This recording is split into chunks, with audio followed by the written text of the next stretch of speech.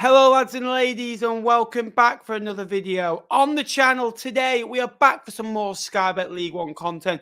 This is your home of Sky Bet League One content for next season too. No Fleetwood, no problem. We are back all over again to start a brand new season on the channel. It's June the 6th. We are going to discuss, we've had what, 4.5 weeks, nearly 5.5 weeks now without football. And the season's got 9 weeks away, probably about 8.5 when you see in this video. So the fixtures are nearly out. Jake, how are we feeling, bud? I'm bored, Ben. If Lincoln hadn't released their kits today, I think I'd be I don't know, contemplating going and playing golf or something like that. But no, I'm good, mate. There's been lots of news, hasn't there? I've kept on top of it all. I've made sure I've sent it all to you when it happened as well. So yeah, looking forward to this, mate. We're gonna have a good chat, hopefully.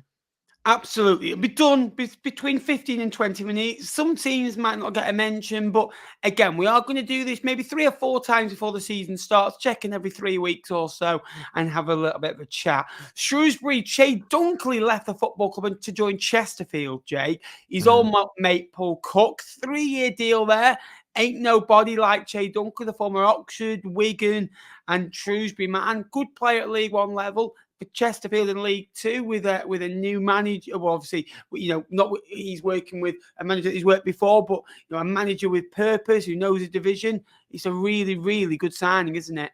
Yeah, Che Dunkley was pretty dominant in League One, to be honest, especially when it comes from scoring from set pieces. He's going to be an absolute animal in League Two, working for a manager that he knows. For Shrewsbury, you do think about what sort of hole that fills. He was captain, Ben, I believe. It's a big hole for Paul Hurst to have to fill, because you consider that Morosi also probably isn't likely going to sign up. So a lot of work to do for Shrewsbury, certainly when it comes to recruitment at that back line. Elliot Bennett, the former Shrewsbury man as well, also pictured in a Wrexham shirt. Your words was, good luck if you go back to Shrewsbury, which they will be doing in a League One fixture next season as well. Burton Albion have had a very eventful week. New owners and Nordic owners. I won't go and try and mention the name because I'll just fumble it, but great news for them. Their old owner did a really good job. The depths of non-league. I think he was the first black chairman as well within football as well, which again just shows you, he set the scene for football. He helped Burton Albion go a long way and sold up at the right time, passed on the baton, and hopefully, the trajectory of this football club can go on. They got rid of Martin Patterson after he kept the club in the division with some decent victories in there over Charlton Athletic, Bristol Rovers, Leyton Orient, Reading in there to keep them up. Some disappointing displays that led to his departure. Robinson, the former AFC Wimbledon man, loved for his time there. Wimbledon legend.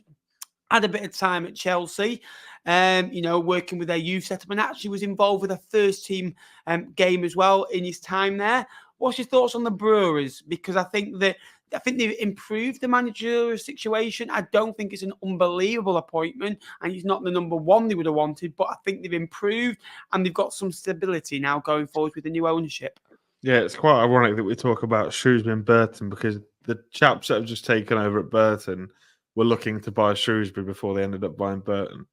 So, yeah, I think it was needed. Ben Robinson, like you say, took Burton as far as he could. Really, he's done an exemplary job since going in and taking them up the leagues. And I think they've been cutthroat. I think Martin Patterson was pathetic towards the back end of last season. I thought it was all sort of like led up for Pete Wild to take the job, but they've gone for Robinson. I wasn't massively impressed by his Wimbledon team, but admittedly it was probably the youngest team in League One at the time. I think he tried to get them playing better football, and with some experienced pros, you think maybe he might get Burton on a better trend. But they've been linked with this. They've reportedly bought a player already from Scotland, and they've also reportedly meant to be after that Jeff René Adelaide that was playing in France, who went for £20 million like 3 years ago. So I think it's going to be exciting times at Burton. I think everyone sort of looked at them as a nailed-on relegation candidate for next year. But this Nordic investment has sort of perhaps changed people's perceptions of them going into 24-25. Signings going in at Blackpool. Jordan Rhodes re-signs for the Seasiders after spending a successful year last year. I think he scored 17, 18 goals last season. Again, a one-year deal, leaves Huddersfield Town, who do join us. It's very weird talking about Huddersfield Town, Birmingham, Rotherham. We're used to that really on this channel as well. And then you kind of think, well, Wrexham are a League One team, Stockport, Crawley as well, who joined them as well, Jake. There you are. There you are. 6 points next year. That's all right, at least. Mansfield slipped off the back of my tongue and I didn't actually mean that, but I look like an absolute genius. So thanks very much. Wigan were able to sign Ramsey again, was at Bolton. Didn't do quite well there. Again, gone on loan to Wigan. Doesn't really need to move out. Same location, similar. So a good signing for the Ticks. What about the other one? What about the other one they signed? Can you pronounce his name? Go on, help me out. I'm asking you. No, have one go, and then I'll tell you how to do it. You go first. No, you're the entertainer. No. Sam Nomble. No, go on. He might be back. So it's Ola Kigbe from Brentford. Right, who was at Peterborough. Yeah. Again, great signing. Looking forward to seeing him in League One. Going to Stevenage. Alex Ravel in the revolution. We heard all about it at Wembley. We heard a 6'2" bloke jumping up and down shouting Alex Ravel, replacing Steve Evans. Young manager with Matt Bloomfield, who again got his UEFA qualification, one of the top qualifications in the game, alongside Scubala. So again, we've seen these young coaches do these coaching degrees. Alex Ravel come in. Thoughts on that at Stevenage? I can't help but think it was the cheap appointment, Ben. Not gonna lie. I kind of was impressed a little bit by Ravel when he first walked into the job as a caretaker. Got a good point away at Oxford that I thought was going to help us out, and he also got that win over Cheltenham on the final day to relegate them. He's had a spell before in charge, hasn't he, in League Two, and they weren't great under him in League Two. So I wonder how he's going to be in League One. The only thing that I sort of think is a plus side is that the players will know him. It will almost be like Steve Evans never left. It will be a good level of consistency for them. But I can't help but think that perhaps Stevenage should have made an external appointment, and I can see this being the root cause of why they might struggle next year. Yeah, I can get behind that. We're going to talk newcomers. Now, Mansfield have just given out new contracts. Lucas Aikens, one of those, a former Burton man, so knows his division very well as well. Was Quinn the other one, I think? George Maris. Yeah, Maris, they were able to give a new deal out to as well. Wrexham, again, you are waiting for them to build up a super team, aren't you? You're waiting for them, for the arrivals to come. That squad realistically is a top-end League One squad. I don't think promotion this season for Wrexham is a must. I think if they can do what Bolton did, but get promotion at the end of the second or the third year, it's a good year. I think if they can finish in the top 10 next year, that'll be a good season. No rush. If you can't get into the playoffs, don't stick with Parkinson because he knows the level. You're adapted. He's won your back-to-back promotions. I think you need to be a bit, stable when you get to this level. Obviously, they've got the money. They've got the backing of the supporters that they want to go straight through to the Championship and beyond. Nothing wrong with that. Just stay secure in that as well. I think Wrexham are going to be a great addition. I think they're going to score lots of goals and have and make some good signings as well. Stockport County have reduced the age of their squad quite a bit. Anthony Sarcevic, I think Brian's left the building as well. Paddy Madden's left the building as well. A couple gone to Bradford as well. And they brought some young players in. Dave Challoner as well. Some good young players, Ben. Yeah. Jaden Fevrier is going to pair this division up because we went and watched Colchester Mansfield, didn't we? And he played really well that day for Danny Cowley's, and they've given him the number 10 shirt, so they're putting a lot of faith in him. They've also signed Jay Mingy, also from Colchester, who's got at this level with Pompey. So looking forward to seeing them too. Personally, and I think it's a bit of an unpopular opinion, I think Stockport finish above Wrexham this year. Wrexham, for me, I disagree in terms of what the squad they've got at the minute. I think it's a mid-table League One team. I wouldn't say Ollie Palmer's a top-end League One player. I think the only top-end League One player that they've got in their squad at the minute is Paul Mullin. When I look at Stockport, they've got a lot of really good players that have been up the top end of League Two and are ready to make the step up, like Fevrier, like Jay Mingy. But that's business they've done as well. Wrexham will add to their squad. Wrexham, absolutely, and you have to bear in mind, Ben, this is June the 6th, but Wrexham were reportedly after. Is it Jason Kerr, Ben, that's at your Ticks, and he's signed a new deal, didn't he? So they're going after targets, and they've missed out on one. So whether that sort of leads them to panic, but like you say, they've got the facilities, they've got the money. You'd imagine Wrexham will strengthen quite well this year. I agree with Stockport. I think they'll do. I think people have got them between 11th and 16th, which I think they'll take. But I think Elliot Lee is a phenomenal player. I think he got 15, 16 goals last year. Andy Cannon, another great player that has been at this level before. I think with Rochdale. Mid-table though, Ben, not top end. Not top end. That I James think they're going to win promotion at this level as well. So it's still again top 10, top 12 of this division, which I've just said they're going to finish. I'm not said top 2. They will add to the squad. The goalkeeper, was phenomenal last year. He was only on loan, so that's the issue. What's his name, Ben? Okonkwo. There we are. Okonkwo. If you're watching from Wrexham, Stockport, Mansfield, or Crawley, who we're going to mention in a minute, I do have a sounder with sayings. Lawrence Maguire, one of the heroes, brother of Harry, left at the club today to join the team they beat in the playoff semi-finals, Milton Keynes Dons. Again, Crawley, the way they played football, the back end of last year and all through last year, were tipped off to finish bottom of the league by so many. They then got into the playoffs, were phenomenal in the playoffs. Scored lots of goals. Looked like they could have scored double figures in both games. And then at Wembley, blew, Crewe away. Yeah, Lawrence Maguire will be a big miss, though. I think Will Wright's also been linked with a move away to Gillingham and to MK Dons. So it'll be interesting to see if they can keep a hold of him. But Crawley, again, like last season, they'll be predicted to probably finish in the bottom 4, predicted to go straight back down. And if last season's anything to go by, Ben, then they can absolutely harness that. Yes, they're going to need to bring in some League One quality players, but they have a few. Daniello Orsi was fantastic at Wembley. Yeah. Liam Kelly in midfield was brilliant. Kellen Gordon, his brother that played for Lincoln and Mansfield, he's certainly ready to step up to this level, I think. So, yeah, Crawley, I was impressed with Crawley that day we went and watched them. I know it was at Crewe's detriment, but I think they've got a bit of work to do. But I'd still say they've got every chance of staying up because of the dross that's going to be at the bottom of this league next year. Orsi was phenomenal last year. 19 goals, from the centre forward role. Coming from the relegation team, we've seen that Rotherham have built up a bit of a super team. Signings including, Steve Evans as manager, came in the last 2 games of the season, and people question, could he not have waited?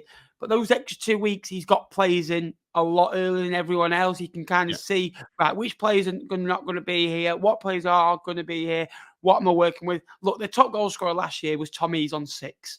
Tom Eaves is a good striker back in 2016, 2017, 2018.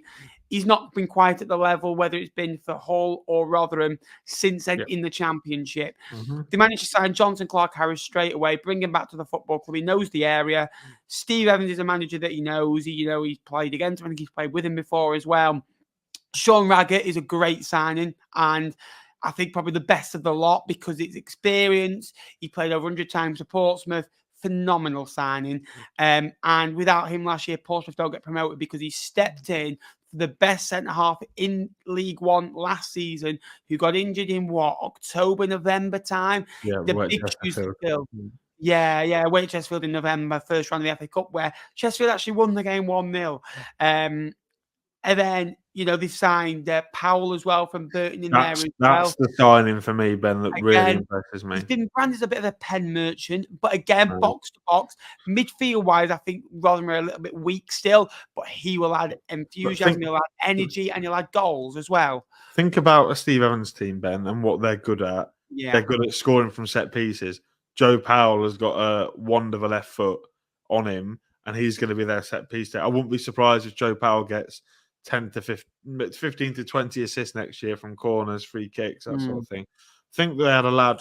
Is it someone Newell before who I think it might be Josh Joe Newell Neal. or Joe Newell, who had a wonderful left foot when they got promoted out of this league last time. I think a lot of Rotherham fans are hoping, and then it'll be the same. And they've added the experience in midfield, Ben. They've got rid of Sam Clucas and brought in, is it Kelly from Yeah. Coventry, who played a significant amount of games for them, and then Joe Rafferty as well, who was pretty good for Portsmouth last year, adding to Sean Raggett. But Johnson Clark-Harris is a prolific goal scorer at this level. I think he's won the Golden Boot 2 out of the last 3 seasons he's played at League One. League One go. He is going to score goals. My issue with Rotherham is, are they going to create enough from open play? I think they need that creative number, like a number 10 to come in, and because I think they're going to lose the likes of Tia Hay. I don't know how to pronounce his name. I do apologise, Rotherham fans. So I think they can add a bit more creativity in that midfield, perhaps add a couple of wide options, and I think Rotherham are going to be laughing all the way to promotion next season. Clark-Harris started 16 games last year, came off the bench 18 times, still scored 9 goals. And that just shows you the level of a player of his calibre. And you think that you need to score 70, 80 goals. They're good defensively as well. And Joe Rafferty has played for Rochdale, went to Preston, stole a bit there, then went to Portsmouth. And he's played over 300 times, in the EFL. So it's a great signing as well. Huddersfield Town joined League One. Michael Duff has gone in there. Yeah. I don't know what it is, but he just screams Huddersfield. He just screams them finishing 4th, having a really good defence, them going on a 15-game unbeaten run in the season, not having enough for the top 2 maybe, them winning a lot of games 1-0, 2-1, like he did at Barnsley. I was going to say, you're describing Barnsley 22, 23. And then get into Barnsley. And then, look, he'll go in there, he'll improve them defensively, he'll get them fit, he'll get goal scorers. He'll let Jordan Rose lead the football club. You'd think that he might have a look at some of the Barnsley players that he's had previously as well. Yep. Knows the area as well. I think it's a great appointment. It's a great start. They've also, a word on Huddersfield, $249 for an adult season ticket, which is one of the cheapest in the EFL. They've always had that at Huddersfield, that togetherness. And when that stadium, the John Smith, or whatever you want to call it these days, is rocking. I've been there when they've actually played Birmingham, who we're going to come on to, where Elias Kachunga, who's just signed a new deal at Cambridge, I thought I could shoehorn him in, and I have done, score for Huddersfield. I think Lucas Jukovic scored for Birmingham as well, and it was a 1-1 draw. Yeah. The atmosphere was phenomenal, and that year they won promotion to the Premier League. Although now they're in League One, different story entirely, but a great start, and I think they've got new owners there as well. Feels like a new beginning.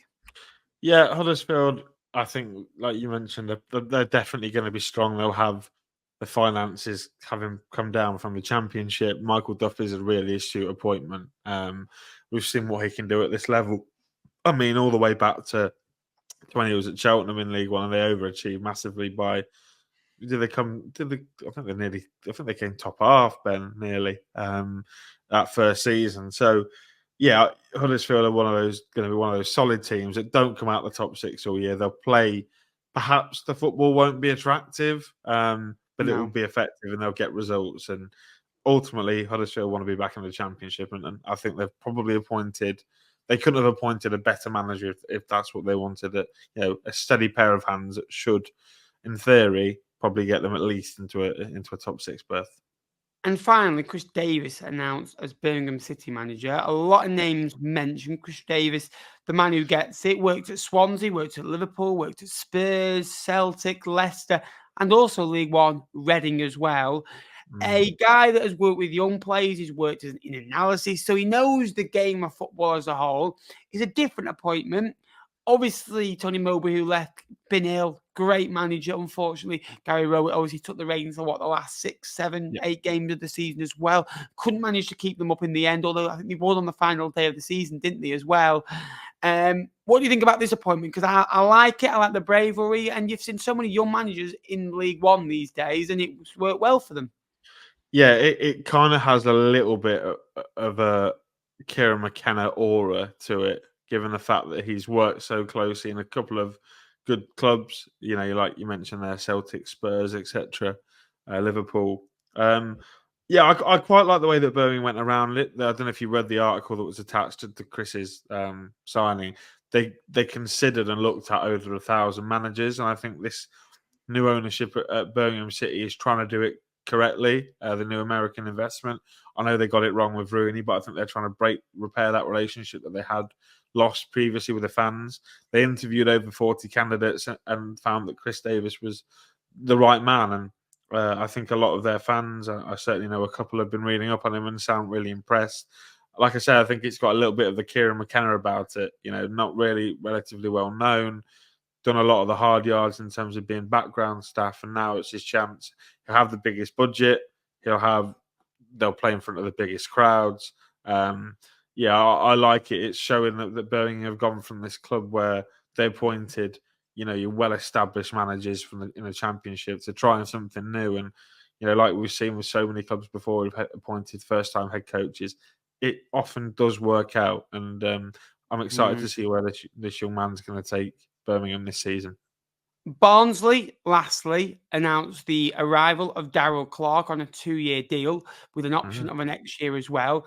A great appointment. He's always been in League One, but never really had the funds to get out of it, which is a quote from Darrell, actually. He actually said, when you think about it, Cheltenham, Bristol Rovers as well, he's worked. Yeah, Port Vale. He's worked wonders, you think Port Vale, they weren't happy about his departure. Cheltenham was gutted that they left. Bristol Rovers, he left a legend. Coughlin came in, went on a good run. They could have got into the playoffs, fell away. But everywhere he's gone, realistically, is branded as thank you, you've done your job and you've left us in a better place and you found us, which I really respect. He'll get the player. He'll get an assistant that they've been playing for the last few years, a back three with wing backs, 3-5-2.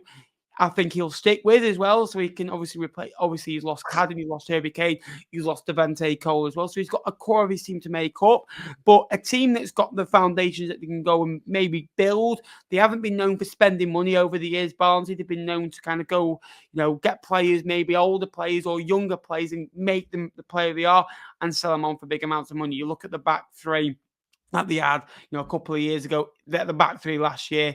I know DeGivenley is a very good player, but, Williams isn't, Josh Hill isn't up to the standard they had previously. Let's be honest about it.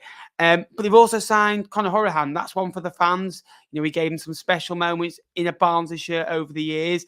And it's one that, will drive season ticket sales and maybe think, right, we're going to go at it this year. Prove what he's done in the Derbyshire over the last 2 years, knows the area, and, it feels like a honeymoon signing. They don't always work out, but it's a great signing nonetheless. Yeah, I think Hourihane's really going to work in Darrell Clarke's system. I think if you add Hourihane into a midfield with a bit of legs, with Luke O'Connell and with Adam Phillips, his odd touch of flair can certainly create certainly a lot of magical moments. You look at when he got put in midfield with the likes of Ebu Adams and Louis Sibley, or with trying to figure out who Derby played in midfield last year that wasn't Ebu Adams and Conor Hourihane. That's a good conundrum for you. But yeah, I think he came up clutch in a lot of moments. I think back to that game away at home to Burton on the Sky cameras, he was fantastic, and scored a goal against us as well. I think he scored the first one against us. So yeah, I think that's a good signing. Knows the team, knows the area, knows the supporters. Supporters absolutely love him. Darrell Clarke, I think you're right. It's a good appointment. I think obviously a lot was made of the fact that they tried to go after this Austrian fella and they couldn't get a work permit for him. It seemed a little bit of a luck that they stumbled across Darrell Clarke more than judgment, given the fact that what happened with Cheltenham and basically the board sitting there at a fans forum saying we don't know what the plan is for next year, which when you say that to Darrell Clarke, I can imagine he gets pretty mad. But yeah, I think he'll be solid. I think he'll have them up there. If they give him some funds, I think they're going to do the one non-negotiable for Darrell Clarke teams is they work hard. You look at Cheltenham last year when he came in. I think their running numbers went up significantly, and I expect Barnsley, who have had this sort of attitude of, well, we're not that bothered about going up. I think they're going to be arsed this year about it. Last but not least, Fleetwood Town have got new. Sorry, the League One show, Ben. Yeah. However, if you do want to hear me talk about Fleetwood Town and a brand new channel, we'll have some League Two content next season, including weekly live shows and monthly guest appearances on all things League Two. Jake, thanks for joining me, mate, for this League One special. Thanks, mate. It was a lot of fun. Hopefully, when we do it next time, we're talking about all 24 clubs having made some sort of signing, because I think few fans are itching for one. Yeah. And if we haven't mentioned your club, next time we're going to do a bit more of a brief overall. It's basically just been a video to check in. The content continues. We're kind of having a little bit of a break, but again, those 1 to 2 videos a week. We'll have some membership videos out as well. If you want to join as a member down below, you can do for extra content. We've already got, I think, 11 videos out. If you join as a member, you get all 11 videos on the backlog. I think there's over 4 hours of content over there as well, including a half-an-hour video at Wembley, and also some more in the future as well. Thank you very much for watching. Until next time, I'll see you later. Up the Sky Bet League One.